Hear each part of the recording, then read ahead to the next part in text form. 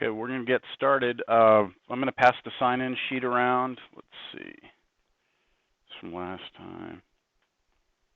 Okay, so sign-in sheet's going to come around. As we discussed last class, we are going to have our first exam on Thursday. And that exam is going to cover two sections out of the book. It's going to cover 2.2 and 5.1. So 2.2 is solving linear equations. 5.1 is basically your properties of exponents. That exam on Thursday, you'll come in, sit down, I hand you the exam, and you'll have the entire class to work it. You can bring a calculator, but you cannot use your phone. So if you show up and you're like, hey, I forgot my calculator, all I'm going to be able to tell you is I'm sorry. That's all. Okay, so make sure you bring a calculator to the exam if you are going to use one. You're also allowed to have a cheat sheet for this exam. So that's one 8.5 by 11 sheet of paper. That's a standard sheet of paper. You can write on the front and the back. The only thing is you can only have steps, procedures, things written down in English, sentences, whatever you want, formulas. But you can't just take a bunch of problems and write them down and work them out. All right?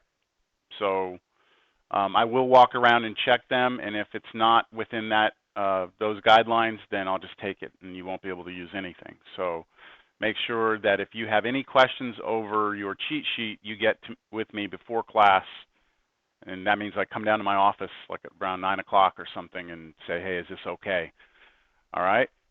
I also will not allow you, if you walk in here at 9 o'clock and you're like, hey, I forgot to make my cheat sheet, I'm not going to give you 10 minutes to make a cheat sheet. The exam starts at 9 o'clock. If you're here at 9:10, you don't get to start the exam.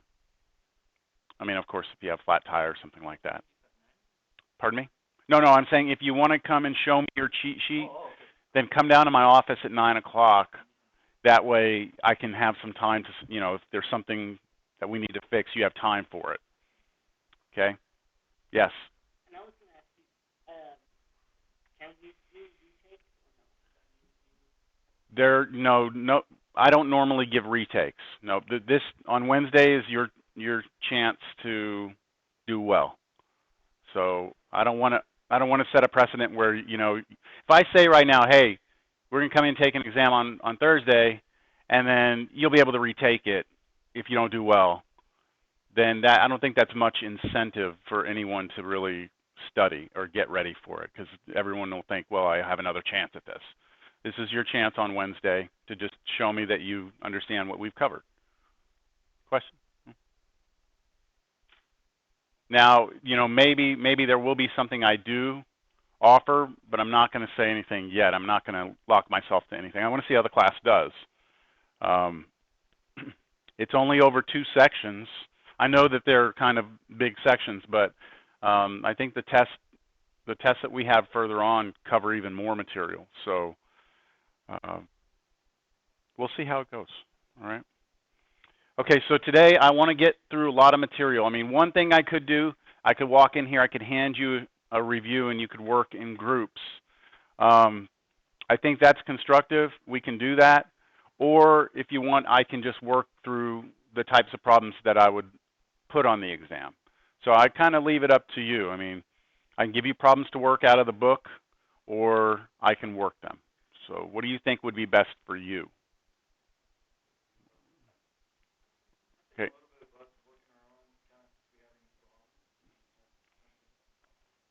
Okay.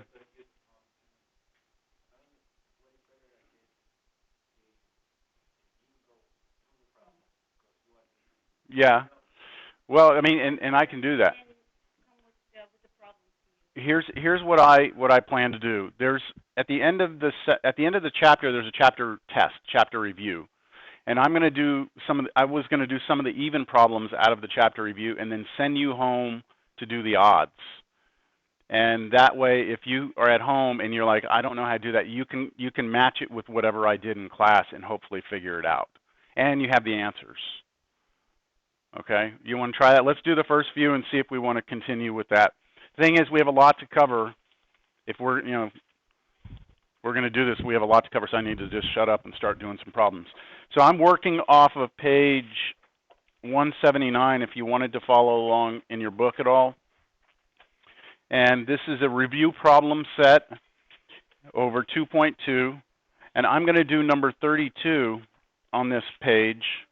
The problem that you should do that corresponds with this, so I'll do that in red, is 31. So I do 31 here today. You go do 31 at home when you're practicing for this test. Make sense? Okay. All right.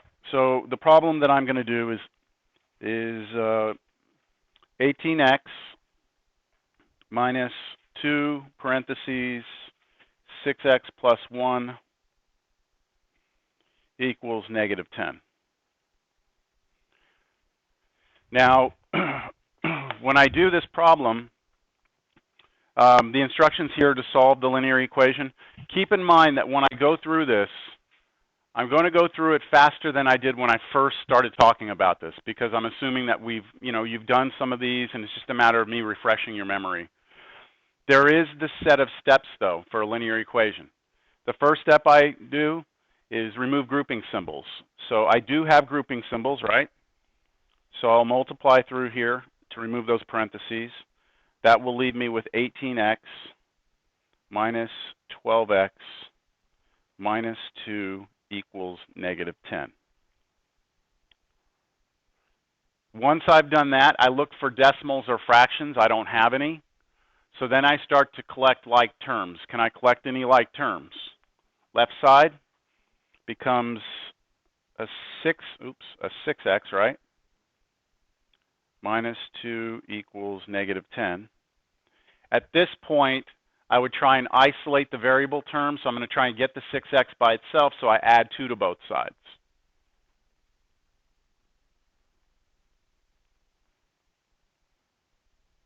And when I get that, I get 6x on the left. I still have my equal sign, and then that's negative 8. And finally, now that I have the variable term isolated, I want to remove the 6 in front of it, so I come through and divide by 6. The 6 is reduced to become a 1, which leaves me with just a 1x. And then on the right side, negative 8 over 6 is a fraction that can be reduced. 2 goes into both of those. Negative 4 over 3. That's right. Now on a test, if you were to write negative 1 and 1/3, I won't take off, but you should probably try and get yourself away from using mixed numbers. It's just something that we kind of, at some point, we just do away with completely in math. And we don't, I mean, it's good to know them, but you wouldn't see those as you progress through. Okay. Was that pace okay through that problem? All right, let's continue. The next one, and I'll do this on a separate sheet here, is number 36. And what I would hope you would go home and do is number 35. It was 32, and you do 31. So 4m minus 2 braces, start off here, 3 plus 2m minus 5 minus parentheses m plus 1, close bracket, close brace, equals negative 24. So look, before I do this, let me just tell you what I think, what I envision a student would do with what I'm doing today. Since I'm recording all of this, I know that not everyone goes back and watches the lectures, and that's fine. But for a student who really wants to get prepared, if you're having some trouble, is to actually go back and maybe watch this, and pause it, work through a problem yourself. Oh, what did he do there? I'm talking through it while I'm working through it, so at least you have an idea of what I did. Last semester, I told you I had an 0303 class, and I was very surprised. I thought this was like the greatest thing, and then I gave a test, and when I went back, they did very, very poorly on it. When I went back, only one person watched the review that I did for the test, and that surprised me. I was really shocked that nobody really went back and watched the review. I mean, that's the one video, if you're going to watch anything, that's the one you should watch. but they didn't. So maybe this class will be different. We'll see. I can't force you to watch it. All right, so I have plenty of grouping symbols here. I'm going to start with the inner ones here. And we've talked about this so many times that if you have a negative sitting in front of the parenthesis, it's really a -1. So I will start by passing the -1 through the parentheses. When I do that, my next line becomes this. Plus 2m minus 5 minus m, and then -1, close bracket, close brace, equals -24. So I've distributed the -1 through.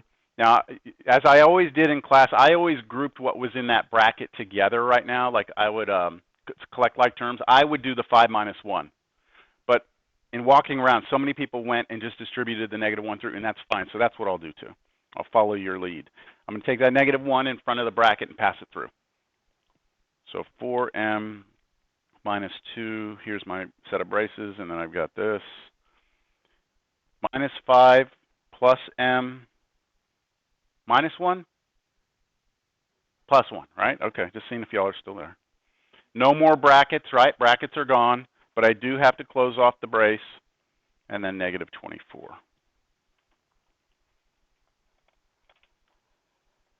Next.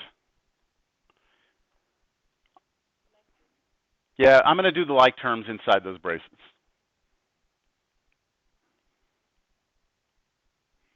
So let me see. M's, I should have 3 M's. And what number should I have in there? 3 minus 5 plus 1. 3 minus 5 is what? -2. Then add 1, so -1.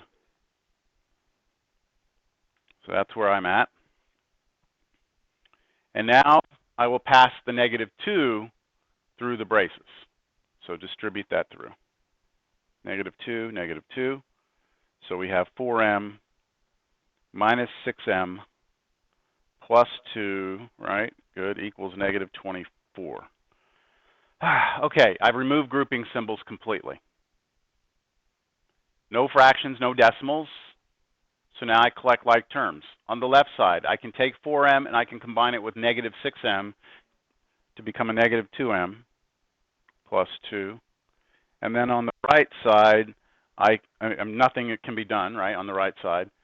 I'm going to isolate the -2m now by subtracting 2 on both sides.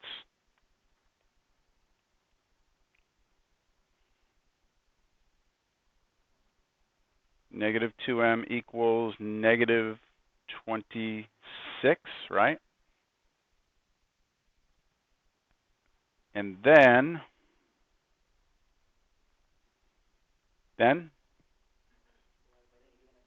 divide by -2, right? I want to get rid of whatever's in front. So if what's in front is a -2, that's what I divide by. And on the right side, negative divided by negative is a positive. So we have our m and 13. Notice I'm not checking any of these. On the test, I'm not going to require the checking step, but I encourage you, if you have time, to do it. Yes? You say, you said when we were doing that John, you go back. get the line when you know when you divide on the last part. Yes. Would you say that we have to go another line? No, you can do it just like that. Yeah. You know what I'm saying? Yes, I do. In class, I did say that I usually write a whole new line for this. Yes, you don't have to. All right, number 40 would be the next one. And for you at home, try number 39. So, oh wait, hold on. You know what, I'll do 40. I'm going to have to go backwards. I forgot I was going to do number 39 also. We're going to do 40 first, though. 1.2x minus 0.66 equals 0.3x plus 1.14. Do y'all like my little stand that I made? That's what I did during the Super Bowl. I had plenty of time. I had plenty of time to focus on this. Huh? Yeah, I just modified a tripod I had laying around and made it work. Cut out some wood. And yeah, I had to modify. I had to really like modify it, drill it, and put screws in it, and it's pretty good. I like it though. I was hoping for something better, but you know, since it wasn't entertaining, I just did this. You know, I watched it, but I just did this out in the. I've got like a little shop in my backyard. Okay, we have no grouping symbols, right? Fractions, no. Decimals, yes. So when we do decimals, we want to look and see what do we need to do to move the decimal point so that every number, every term becomes a nice integer. So on the 1.2, I would only have to move it once to get a 12. On the 0.66, I'd have to move it twice to get a 66, right? On the 0.3x, I'd have to move it once, and on the 1.14, I'd have to move it twice. So you always have to do the most out of what you need. So I need 2 decimal places on everything. So what happens if I move the decimal 2 places on 1.2? What does it become? 120x minus 2 places on the 0.66, 66, equals 2 places on the 0.3 becomes 30x, and then 2 places on the 1.14 becomes 114. And then from there, we're back at a linear equation, you know, no fractions, no grouping symbols, no decimals. So I'm going to collect like terms on both sides. Can I do anything on the left or the right? No. So if we can't do anything on the left or the right, now we have to get all our variable terms on one side. So I'm going to choose to move all my variable terms to the left and leave all my numbers on the right. So the way I'll do this is get rid of the 30x on the right, which means subtract it, right?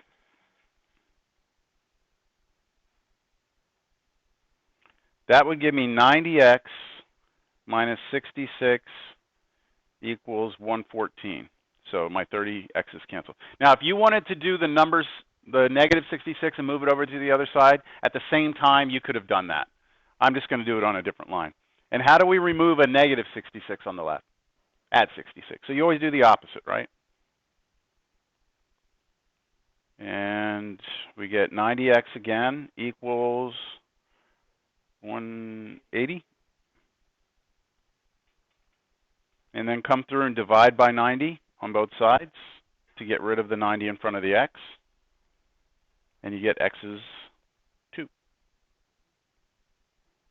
So, where's my coffee?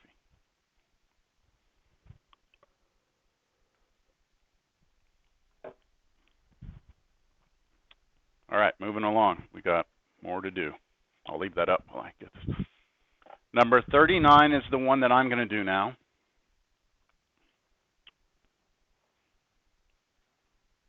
Yeah, I guess I'll do 39. Number 39 for me. Number 37 for you. So number 39 is x over 2 plus x minus 3 over 4. Whoa. Sorry, that's my phone vibrating over here. It's my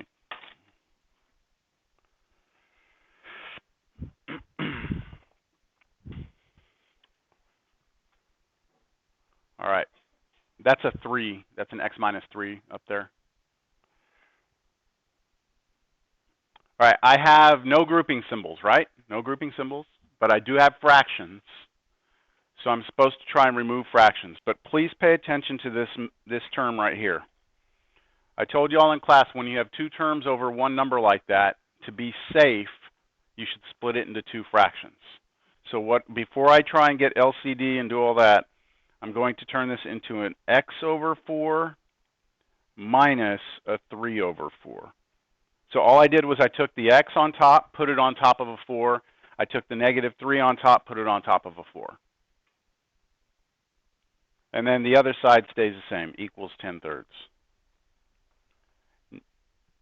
Now I need LCD, right? Because that's how we clear fractions. LCD. My list of denominators is 2, 4, and 3. So I make a list of all the multiples of 2, 4, and 3. So 2, 4, 6, 8, 10, 12. Keep going, right? What are the multiples of 4? 4, 8, 12, 16, 20. Keep going. The multiples of 3 are 3, 6, 9, 12, 15, 18, right? So 12. 12 is the least common number in all of those lists. What did we do with that 12? Multiply both sides of the equation. So again, I would recommend what you do is you just write down both sides of the equation in parentheses, put a 12 out in front of both of them, and then distribute. So I'm going to actually not do my distribution until the next step. I'm just writing down what I have right now.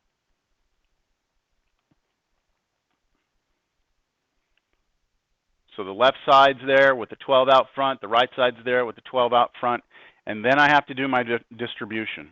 So the 12 goes to each of the 3 terms on the left. So when you multiply 12 times x over 2, we did that a few times, right? It's really a 12 over 1. So you multiply straight across. So you get 12x over 2, which is 6x. I'm not going to show that step again because you should have done some of these with homework, so hopefully you could do that on your own. 12 plus a what? 3x, and then plus or minus? Minus 9. Good. Now on the right side, 40. Good.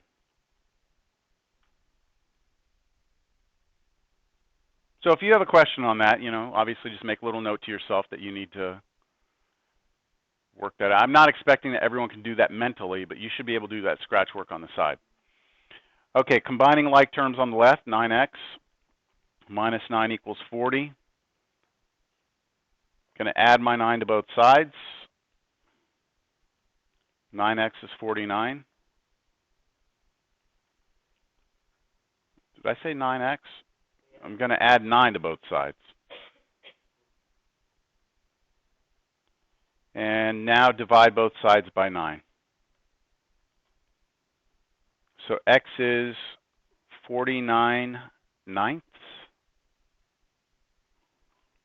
Can that be reduced? No.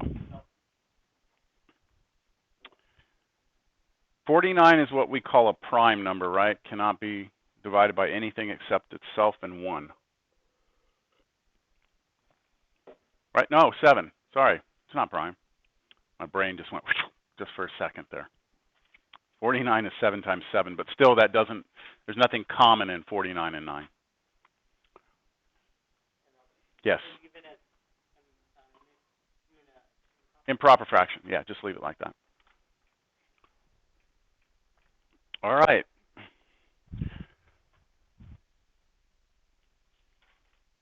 Now, number 42 would be the next one. We're almost done with this section. 42 for me, 43 for you at home. But I would also recommend that you look at possibly 44 and 45, only because you'll see. Let's work through this one. You'll see what I'm talking about here in just a second. 8 plus 4w equals 9w minus 5w plus 2. So we've got our linear equation. We've got a single variable here. Oh, sorry. Scratch that. Linear equation. I'm getting a little too complicated here. We have a linear equation. And so what we want to do is see if it has grouping symbols. It doesn't. Fractions, no. Decimals, no. So start collecting like terms on left and right, which we actually do have, don't we? On the right side, we get 4w plus 2, don't we? So now all I need to do is try and get my variables on one side of the equation. So why don't I try and get them all to the left? So what do we do to get the 4w out of the right side? Subtract 4w on the right and whatever you do to the right, you have to do to the left. And this is where something weird happens. Yeah, we're getting 8 equals 2, right? And remember whenever this happened, we said that means something's wrong. That meant that there is no answer to this. What we put was this, an empty set. Y'all remember that? Or you could put what the book does, a set of braces with nothing in it. That means no, or I told you in class you could write no solution. Any of these are your answer, any of those. Now, I'm not going to go through the others. I told you to try 43, 44, and 45. But if we were to go through a problem, let's say here on the right, let's say we had some problem here and we start working it out, and at the end we get equals and we get 2 equals 2. Instead of 8 equals 2, we get 2 equals 2. What happens then? Then your answer is all real numbers. And so the way that I did it in class is to say that, remember that double struck R? Or you could write all real numbers.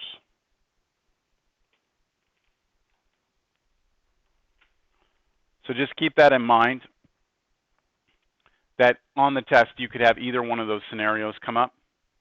And numbers 43, 44, and 45 that I've told you to try at home will give you a combination of both of those. So I think the answers are in the back of the book for what you're supposed to do at home. But I'll just tell you, 43 is all real numbers. 44 should be all real numbers. And 45 should be the empty set. Just when you're working through those, that's what you should get for those 3 problems. It's up there. 43 is all real numbers, 44 is all real numbers, and 45 is the empty set. That's it for 2.2, okay? If you can do that, you'll be in good shape.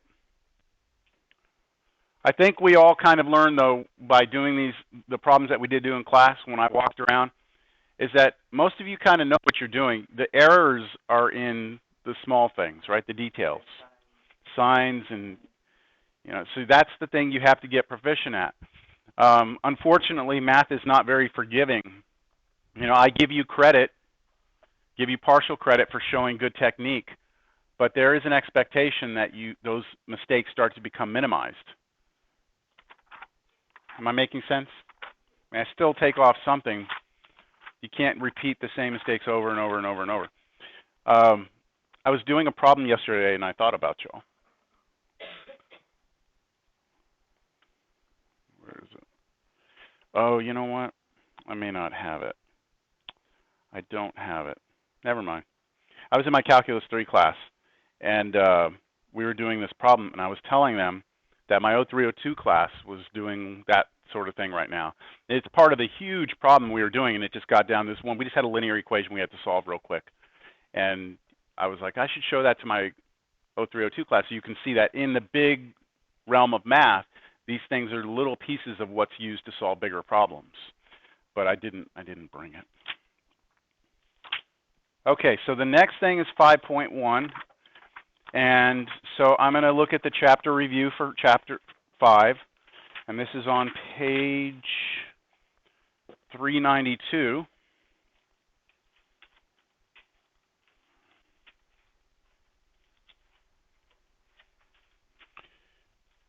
And what I will do first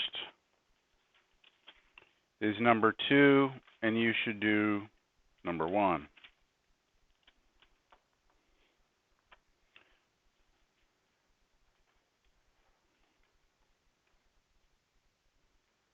The instructions here are to evaluate the following exponential expression and write it in lowest terms.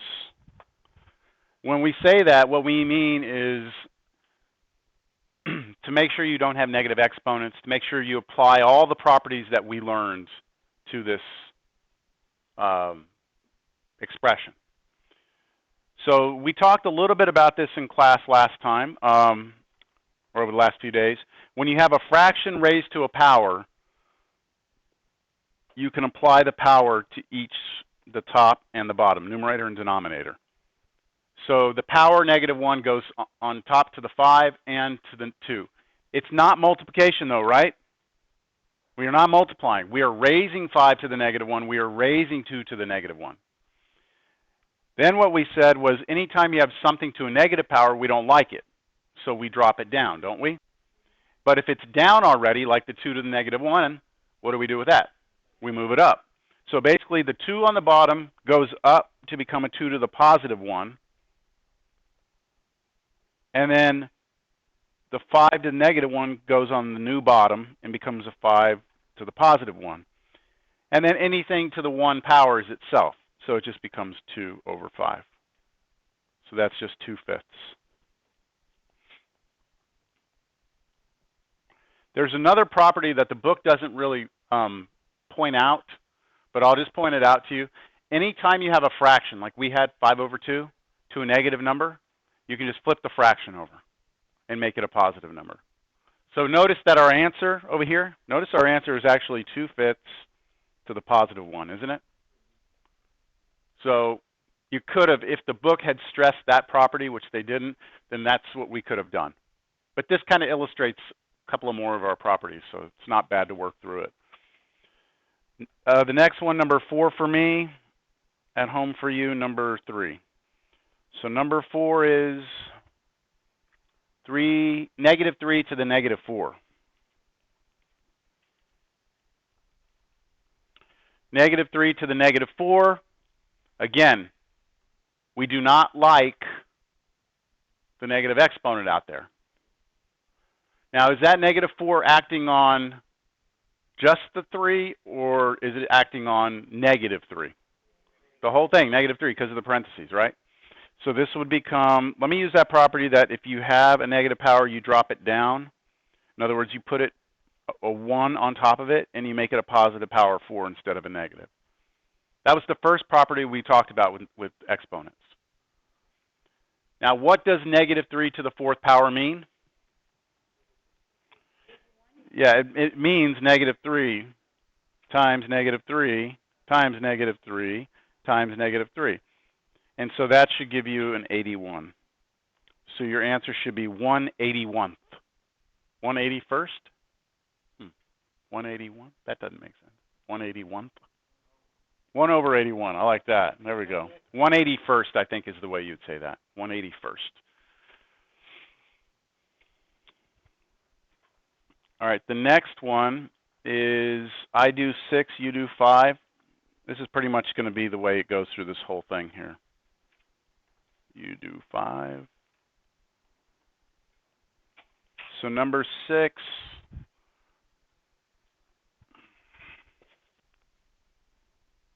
b times b to the 5th times b to the 7th. Let's make that -7. I'm going to modify the problem just a little bit. So this is no longer number 6. I've changed it a little bit. What do you do? Okay, how do we combine these? I heard we add. What do we add? The exponents, just the exponents, right? So that first b is really a 1 up there. So this becomes b raised to the 1 plus 5 plus a -7, right? And that becomes b to the -1, right? 1 plus 5 is 6, but then take away 7, that's -1. But we don't leave it with a negative exponent, so we write 1 over b to the 1st power, but that's just 1 over b. Do y'all agree with that?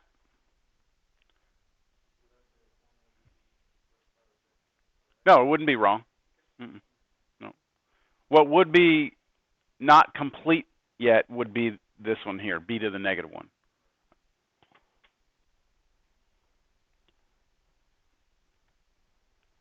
Okay, next one. Number 8 for me. Yeah, this one's at least worth looking at. Number 8. You can look at number 7.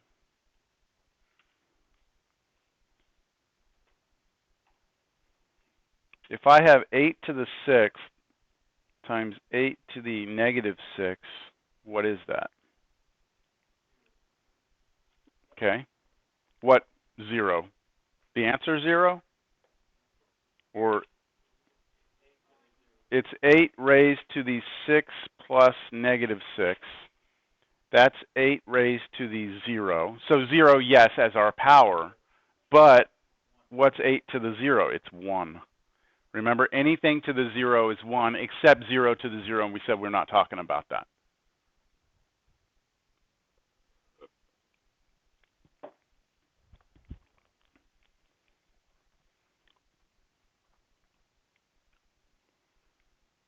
Number 10 for me? Yes.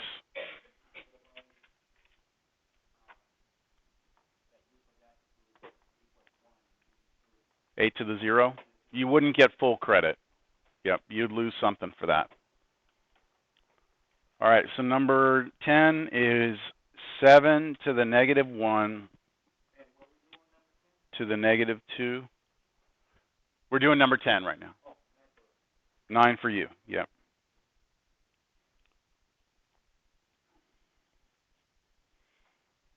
So now we're using another property.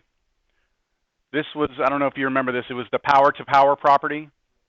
We have something to a power to a power. So what do you do when you have something to a power to a power? You multiply the powers. So you multiply those two. Negative 2 times negative 1 is positive 2. So that just gives you 7 squared, which is 49.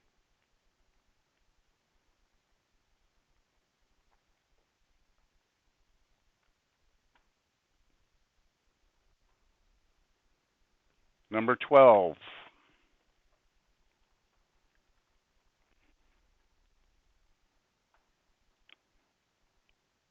You do number 137. Okay, just seeing if anyone was listening. You do number 11. Just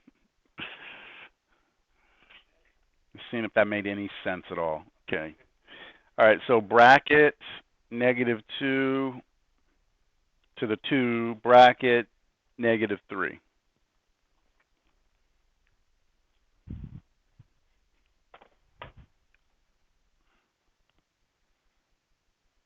What property do we have here?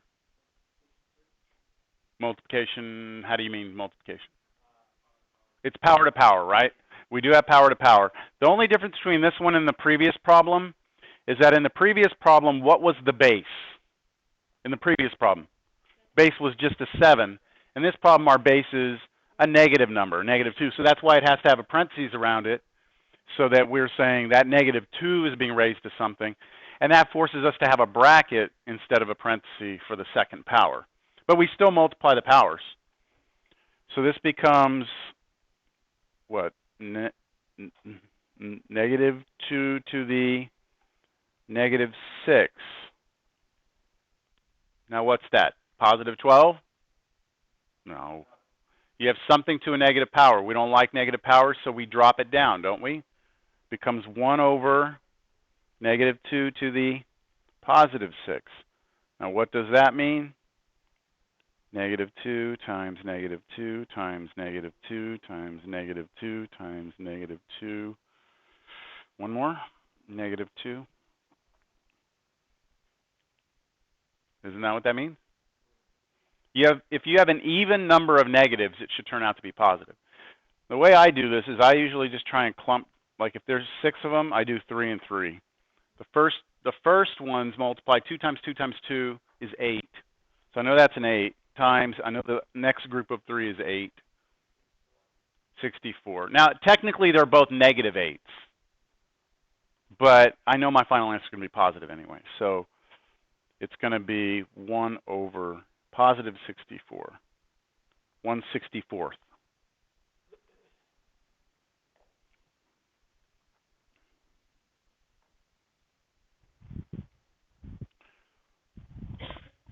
Okay. I've got to go to a new page.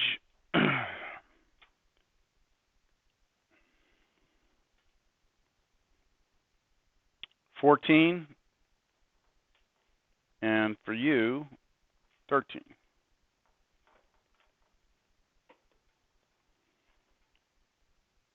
So now what we start having, that's an A.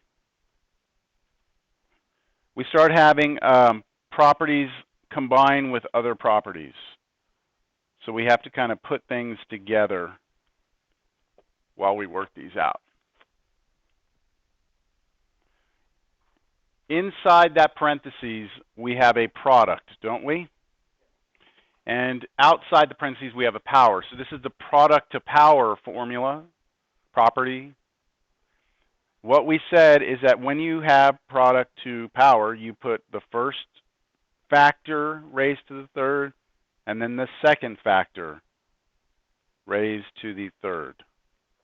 So I took both factors, my 4 here, my a here. Actually, it was a to the negative 9, that whole thing. Each one of those got raised to the third negative third. Negative third? Third. I don't know why I made that a negative. I apologize. Yeah, that 4 should just be a positive 3, raised to the positive 3.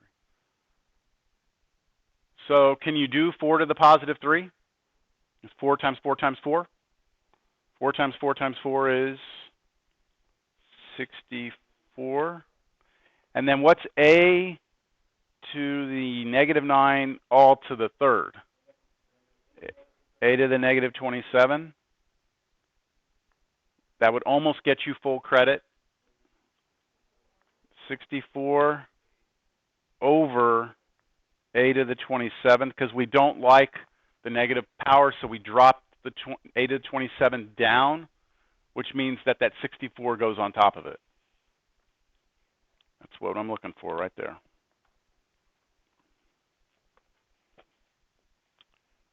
All right, now we start getting a little bit ugly here. Number 16. For you, number 15. So with number 16, I have in parentheses 10, x to the 5th, y, z squared. How do you know that that's a z and not a y and 2 there? There's a little strike on it. Maybe you've started striking yours too, I don't know.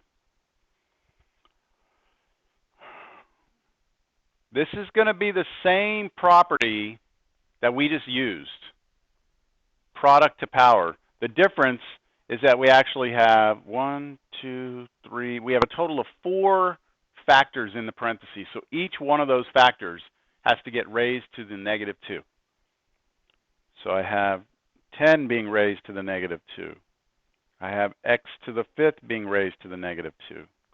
I have y being raised to the negative 2.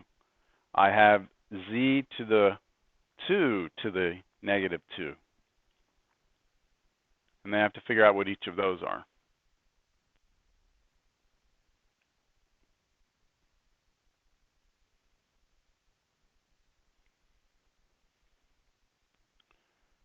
Which of these still needs some cleaning up before I try and start dropping and doing things like that? What still needs to be looked at? The power to powers, x to the 5th to the 2nd needs to be looked at, and then z squared to the negative 2. Those still have a little more work before I can start dropping. So I'm going to just rewrite everything. 10 to the negative 2, but now x to the what? Negative 10, y to the minus 2, and z to the negative 4. Those are all being multiplied together. I just put dots between them to see multiplication. Yes, you could actually put the x, the y, and the z all in parentheses. That's fine. Now they all have negative exponents, don't they? Which means they all get dropped down. Which means we will have a 1 on top of each of them, right? But a 1 on top of all of them eventually will multiply together to be just a single one, right? I mean, I could do all the 1s, but I'm just going to put a single 1 on top. And then all the things drop down with their exponents changed to positive. So 10 to the positive 2, x to the positive 10, y to the positive 2, z to the positive 4. I have one more thing I need to do here. 10 squared is 100, right? Not 20. 100, x to the 10th, y squared, z to the 4th. Box it and be happy.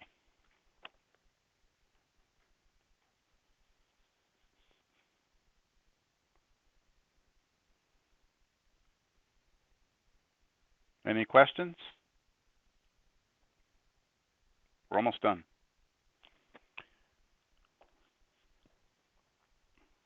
All right, number 18 would be next.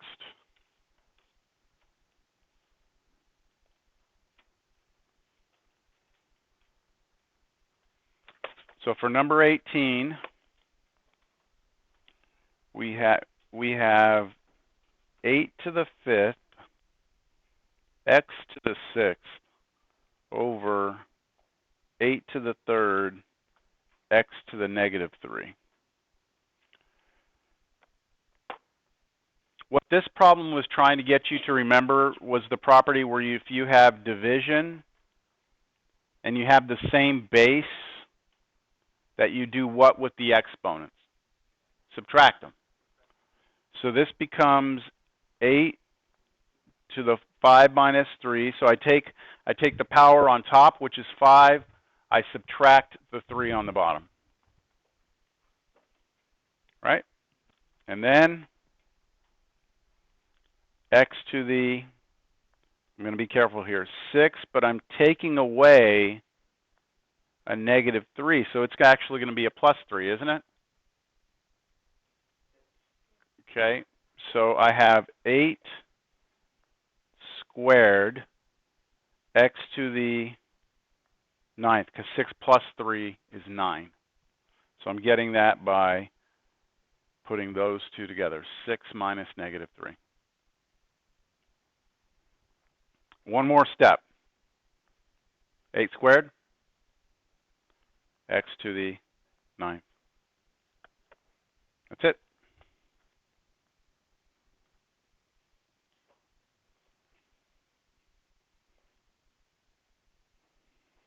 I have 2 more problems that I'd like to do. I'll give you a second to copy that down. I'm going to move over here. I feel like I don't spend enough time with y'all over here. Okay. All right. So I'm going to switch to a new page here. I'm looking at 22, and you're looking at 21.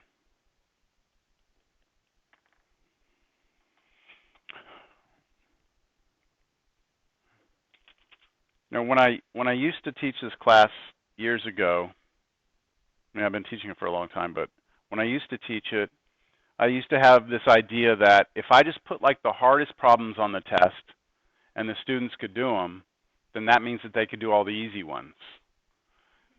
But I've kind of changed my ways, and so I think your exam will be very much like this review. The problems will progressively get harder, but that gives you an opportunity to do well on the ones that are pretty basic. If you can show me at least that much, you get something for that. But this is an important type of problem right here because it's a combination of many of the properties together.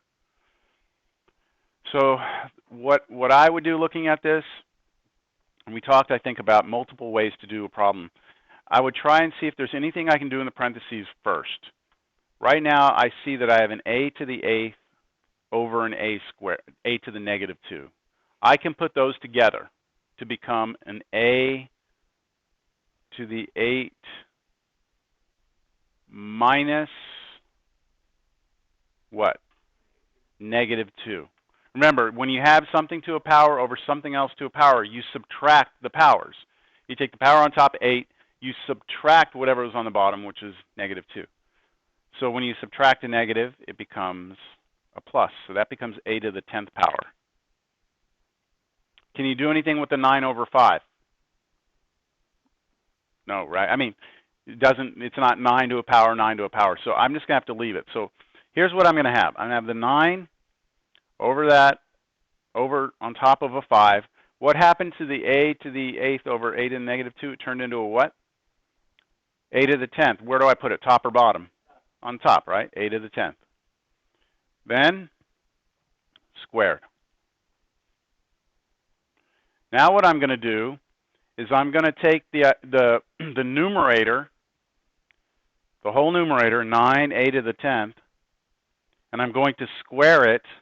And on the bottom, I'm going to take the 5 and square it. What I'm doing is I'm applying that property that allows me to get rid of a power on a fraction. So I have to do the power on top and the bottom. Now on the top, I actually have a product, don't I? A product to a power. So I need to do the 2, the power of 2 applied to both the 9 and the a to the 10th. Also needs to get squared. And on the bottom, well, I'll just square it now. 5 squared is 25.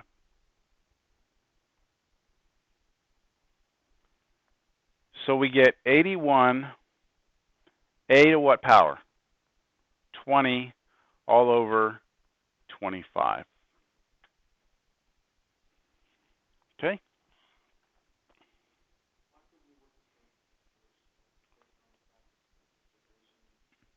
What do you mean the parentheses first?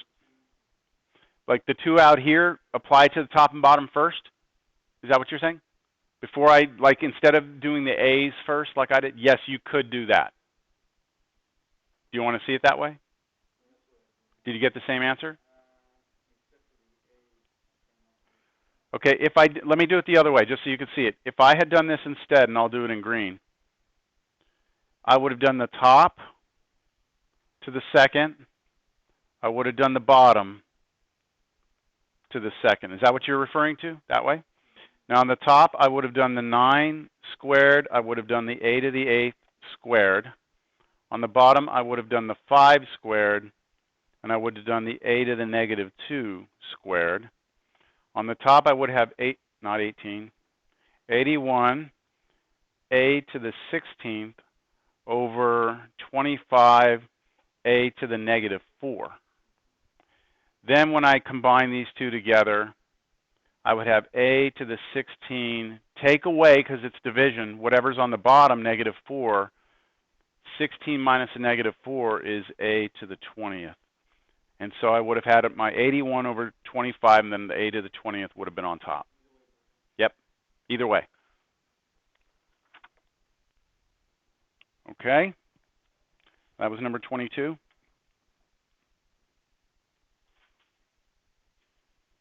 Did I say 2 more? 2 more ago? I mean, 2 more back? I think that's it. Let's say that's it, okay? I could go a little further into this, but I think that's enough. So let's write down real quick I don't know if someone can help me summarize this. Off of the previous one, what page was it on? 179. What were the ones that you were supposed to do? So who's going to do this? Okay, whoever's saying it, keep going. 31, 35, 43. Wait. 43, 44, 45, and that's it. So then,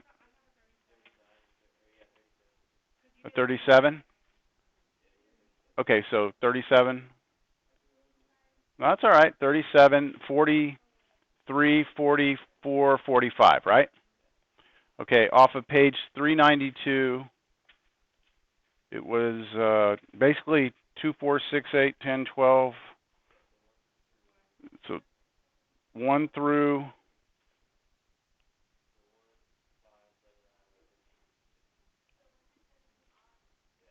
17 odd, and then 21. Now, if this is what I'd like to also tell you, this is just extra, okay? If you wanted to, you could try number 23, number 25, number 27.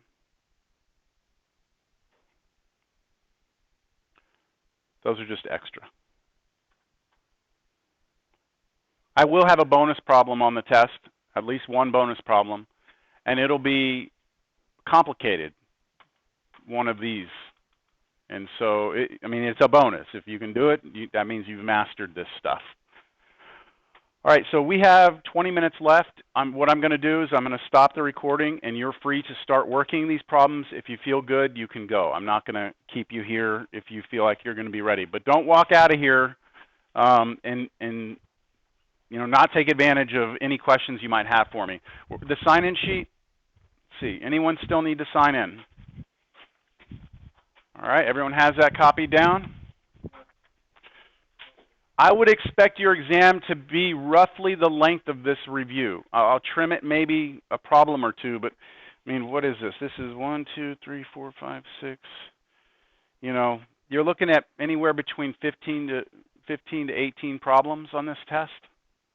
So time might be kind of an issue too. You don't want to, if this review takes you 7 hours, you're probably going to have some trouble during the test because you only have an hour, 15 minutes, yes. Is this what? What about it? Is what going to be the cheat sheet? Your cheat sheet cannot have any worked out problems on it. Steps and formulas.